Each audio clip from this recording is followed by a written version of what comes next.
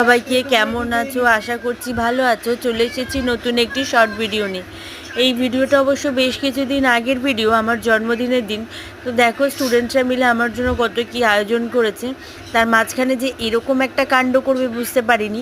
তো আমার জন্য একটা খুব বড় সারপ্রাইজ নিয়ে এসে বললো যে এর মধ্যে গিফট আছে, খোলো। খুলেই যাচ্ছি, শেষ আর হচ্ছে না। তো দেখো এখানে তারপরে আবার একটা ছোট খাম এলো, সেখানেও খুলে যাচ্ছি। তো যাই হোক, লাস্টে কি বেরালো সেটা তোমরা দেখতেই পাবে যে কি ছিল এর মধ্যে। তো যাই হোক, এটা ওরা করবে ভাবতে পারিনি। খুব বিরক্ত লাগছিলো তখন যে খুলেই যাচ্ছি, পুরো ঘর ভর্তি পেপার হয়ে গেছে।